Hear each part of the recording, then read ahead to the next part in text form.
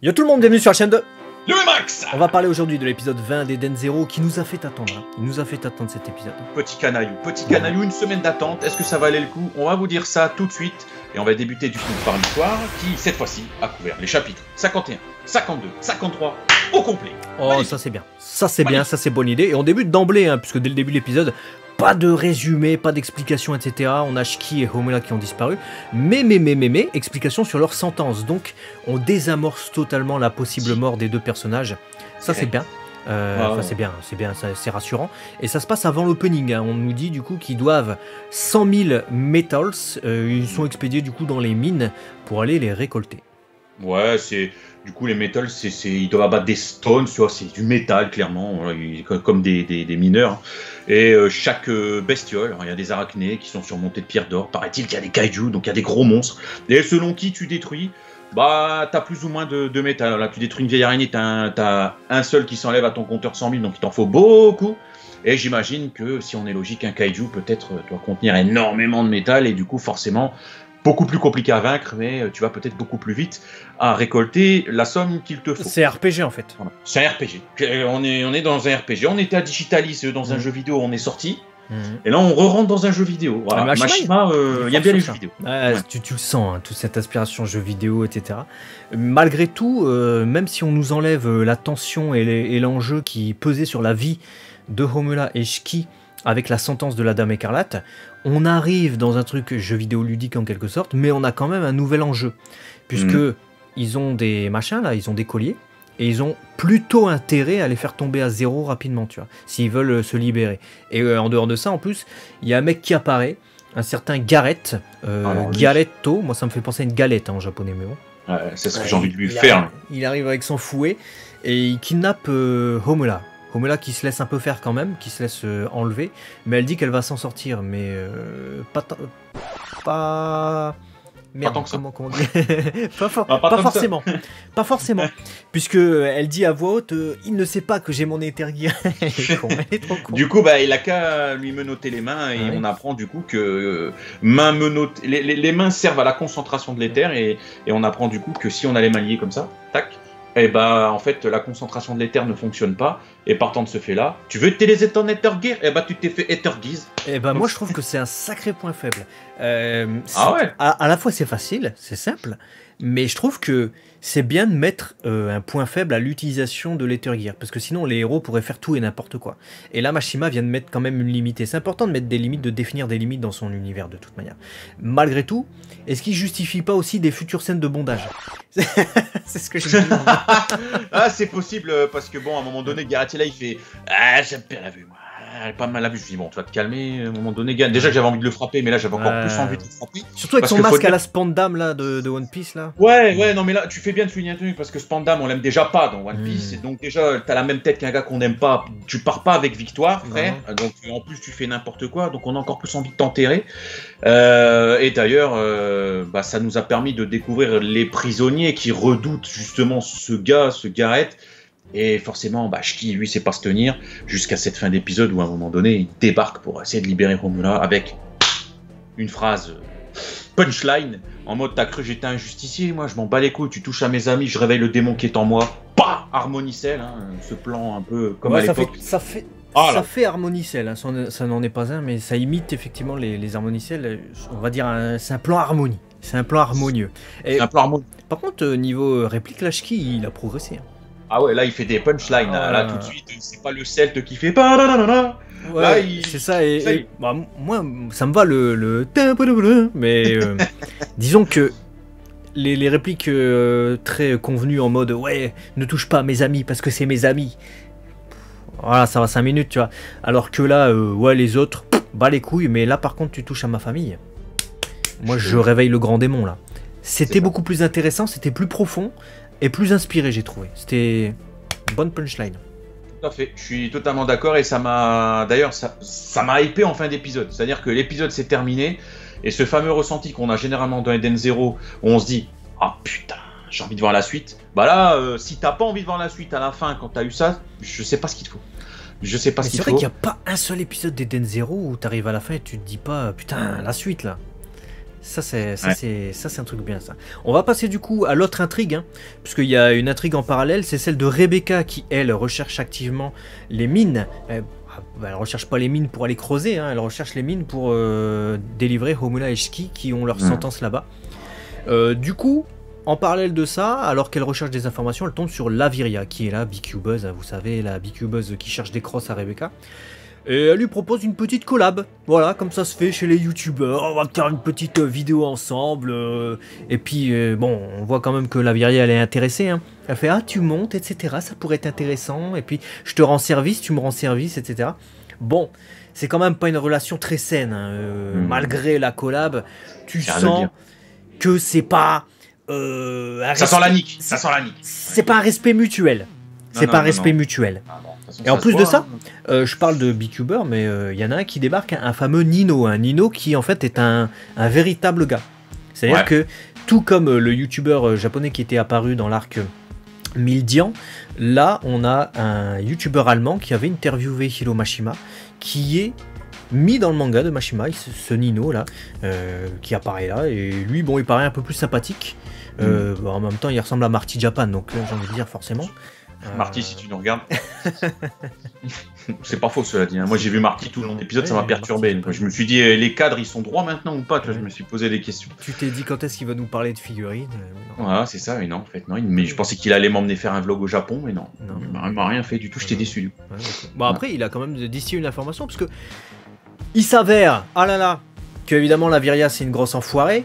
Donc, elle trahit complètement Rebecca, elle trahit ses attentes, mais bon, Rebecca est très humaine et très juste, elle est en mode, enfin très juste, je sais pas si c'est juste de dire ça, mais disons qu'elle a pas de haine, elle dit c'est moi qui ai été bête de lui faire confiance. Je trouve que c'est une bonne, un bon état d'esprit en fait, et qu'on n'aurait peut-être pas tous forcément, on serait peut-être tous tentés de sombrer dans la colère, elle s'est dit bon. Ok, de toute façon, je savais qu'elle était comme ça, c'est moi, j'ai été trop bête de lui faire confiance. Laviria, bon, connasse, hein, comme d'habitude. Mais Nino, du coup, il distille l'information que Laviria aurait dû donner. Voilà, l'adresse des mines, en fait. Donc, qui va être utile à Rebecca. Et elle nous a fait une carie. Hein. Le truc de monter sur scène, c'est avec le truc qui tombe. Mashima, je pense qu'il a pris du film. Enfin, des films, parce qu'il y a eu un remake aussi. Ouais, je pense. Je pense qu'il y a de l'inspi. Il y a de l'inspi de film. En tout cas, Rebecca humiliée. Mais bon, finalement, elle passe l'éponge quand même. Tu vois, elle lui pardonne pas, mais genre en mode... Bon, on s'en fout. Là, on n'est pas au moment de s'apitoyer sur son sort. Ce qu'il nous faut, c'est l'adresse. C'est pas grave. Je me suis fait niquer, mais c'est pas grave. Heureusement que que Nino était là. Et du coup, comme tu l'as dit, il lui donne sur papier, bim.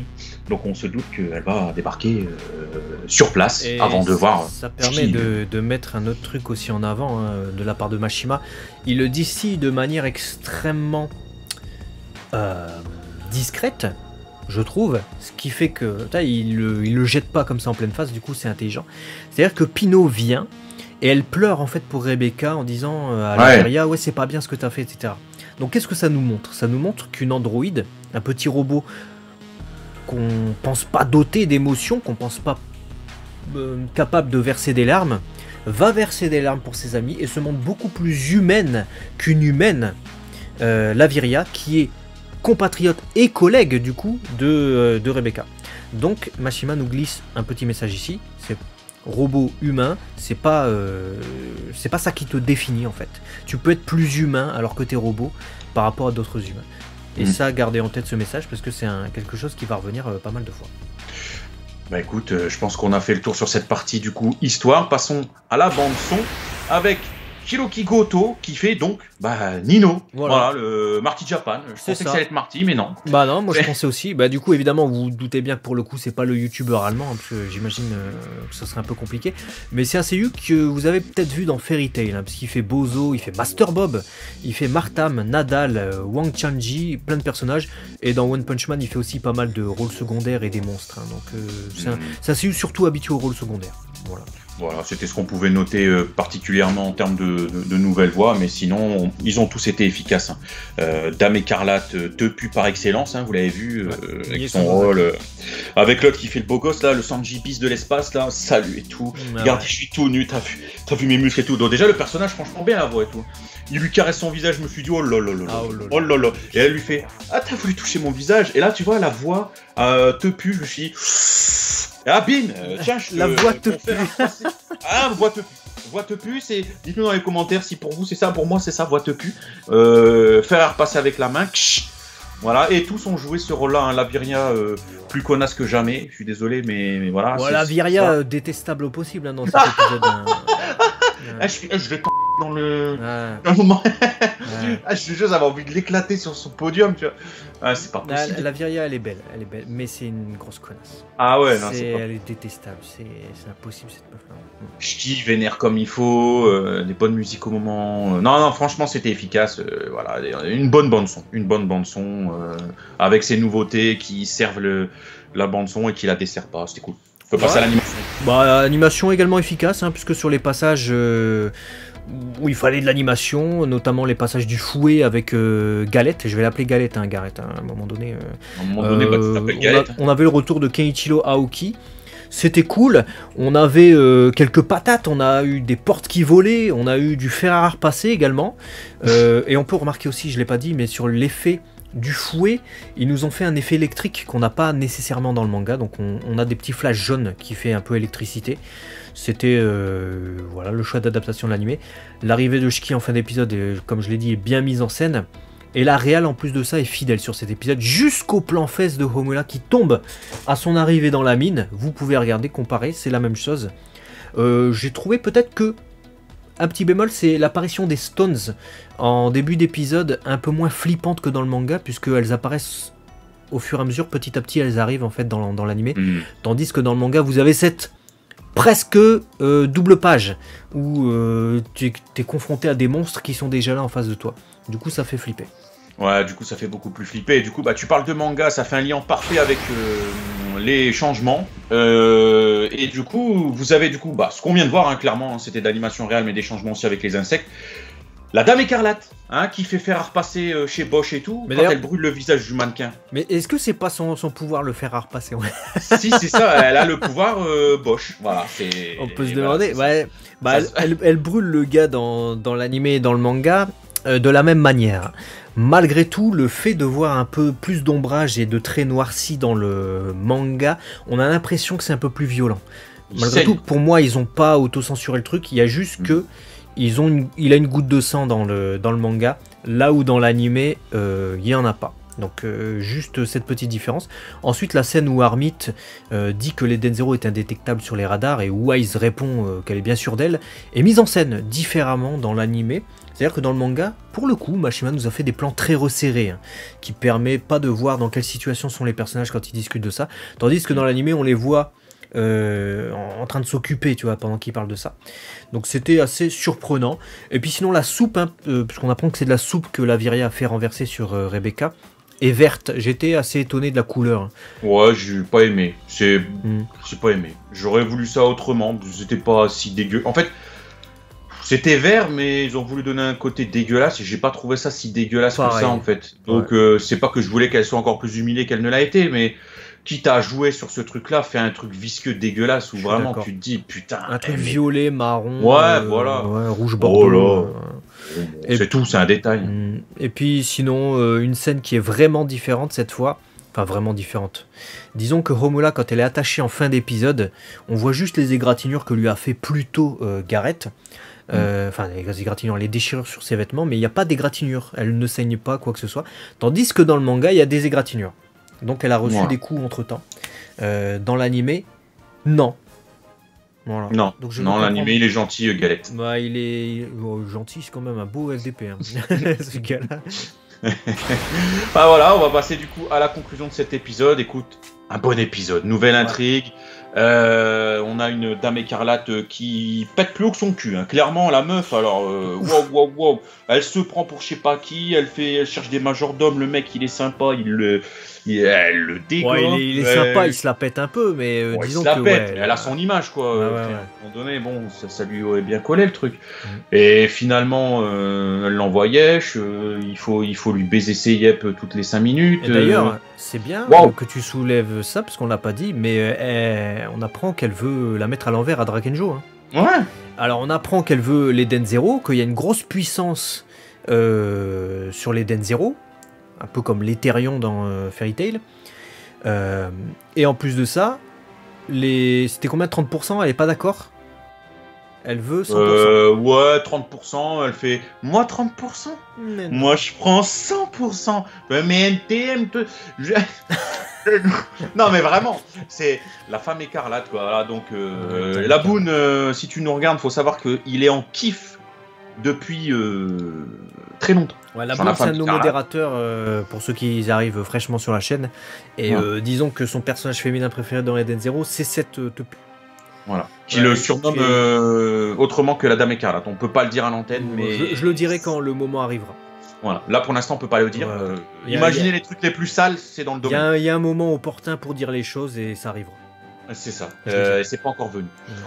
Et toujours est-il que... Voilà, donc voilà, nouvelle méchante, entre guillemets, impératrice qui a vraiment la main mise sur tout. Pognon, pouvoir. Vraiment, elle fait régner une pseudo-justice à la noix, finalement. Tu peux pas respirer, tu peux pas parler, tu peux rien faire. Voilà, elle veut tout diriger. Et donc, ça fout une sale ambiance, que ce soit chez les riches, que ce soit chez les pauvres, que ce soit dans tout ce qui se passe. Donc c'est bien, nouvelle intrigue, nouvel énervement à venir de Shiki qui va foutre le bordel. Et du coup, on sait très bien que ça va pas se passer correctement. Ouais, d'autant plus qu'ils sont observés, hein, là, du côté des mines, tout ça. Il y a un hibou qui est toujours là, mais t'as fait le cri du hibou d'ailleurs. Mais on n'a toujours pas vu Valkyrie. Alors que dans l'épisode précédent, on avait l'impression que le gars qui s'occupait du hibou, là, l'hiboutologue, il parlait à Valkyrie. Donc on sait pas, on l'a toujours pas trouvé. Alors que normalement ils sont censés être dans le... là où il y avait cette scène là, dans le précédent épisode. Voilà. Voilà pour nos avis sur cet épisode. Dites-nous dans les commentaires ce que vous avez pensé, que vous soyez lecteur ou juste visionneur. Est-ce que vous êtes content? Visionneur. Voilà, est-ce que vous êtes visionnaire aussi? Ça, c'est ce qu'on veut savoir. Si vous êtes visionnaire, dites-nous ce qui va arriver à la Dame Écarlate. Est-ce que Shiki va lui mettre une baigne? Ou est-ce qu'il va se faire repasser la tête? Faire. Non, pas faire. Frère. C'est elle le faire. Si c'est des visionnaires, nos viewers, ils sont censés savoir qu'il faut s'abonner. Pourquoi? Parce que si t'es visionnaire, tu sais ce qui va arriver. Donc tu sais que le contenu qui va arriver est propice à l'abonnement. Bah oui. Voilà, donc tu peux savoir ce que Shiki et le faire repasser va faire, mais tu sais aussi ce que la chaîne de Emax va proposer. Donc faut s'abonner. Voilà, faut s'abonner, faut liker, faut partager, faut s'aimer, et se dire à bientôt sur la chaîne 2. De Léo et Max, et on a du coup de voir un peu le développement, Rebecca, Laviria, Homura, est-ce qu'elle va retrouver son maître, et également cette Dame Écarlate, est-ce qu'il va se passer un truc aussi avec Draken? C'est une intrigue supplémentaire, parce que ça fait un peu Dame Écarlate, Eden Zero, Draken, Dame Écarlate, Draken, donc il y a c'est un triangle. Il y a un triangle. Voilà. Allez, des bisous. À la prochaine. Ciao.